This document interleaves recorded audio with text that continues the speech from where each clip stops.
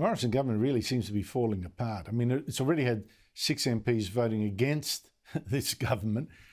Their own government threatening to vote against it or threatening not to support it, most because they want vaccine mandates banned.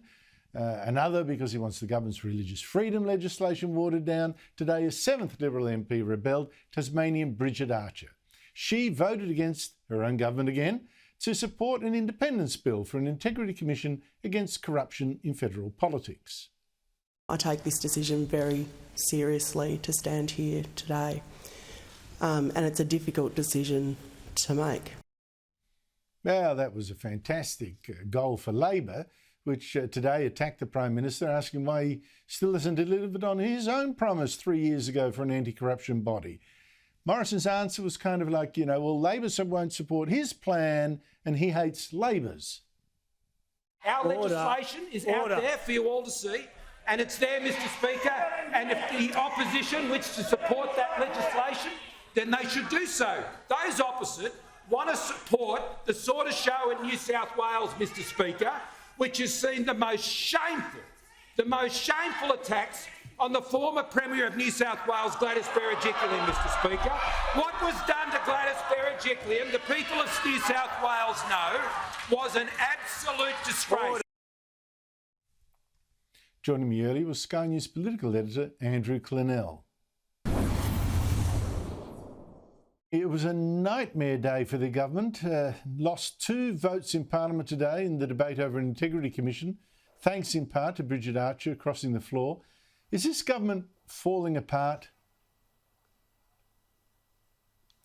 Well, it looks like it, but you never underestimate Scott Morrison. Before the last election, he lost a vote in the House for the first time in decades on the Medivac bill, and he came back to win the election. But this is a lot messier, Andrew. He's had 8 MPs either cross the floor or threaten to cross the floor this week in 4 days. That's a couple every day average. Had 5 in the Senate, 1 crossed the floor downstairs, and there's 2 others downstairs who are threatening to do it. Trent Zimmerman over religious freedom, George Christensen over vaccine mandates. So there's no control over the show.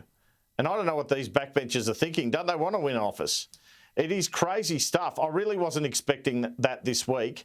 I now think next week becomes quite critical, the parliamentary sitting week. The plan from Morrison and Frydenberg was to have a budget in April and an election in May. If they can't get it together next week, you'd have to think they'd start thinking about a March election just to get it done, because they don't want chaos when Parliament comes back in February. So next week, they really need to hold it together.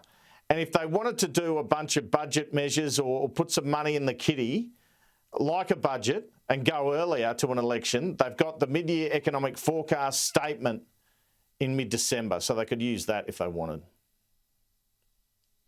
Well, I thought that a May election you put in the calendar, but I agree with you. How can they take that risk when, look what happened this week, as you say, next week, oh my goodness, at this rate.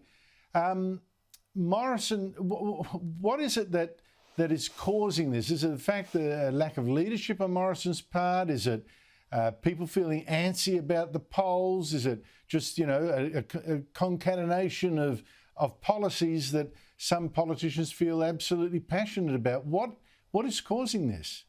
Well, Andrew, I think it's a combination of all 3 things. I think it's also backbenchers wanting attention, let's face it, just before an election. But I don't think they're convinced by Scott Morrison's performance. He is very poll-driven, as we know. He's more in the centre than Conservative, and that annoys Conservatives. And I think in any other environment where there hadn't been a pandemic and that there was an election only 6 months away or even less, you might even be seeing a leadership spill. I don't think that will happen. I'm ruling that out.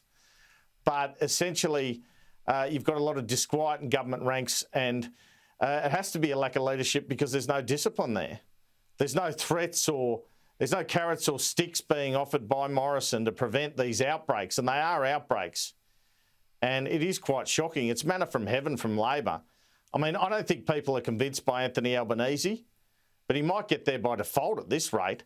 And certainly the odds of a minority government are looking pretty good.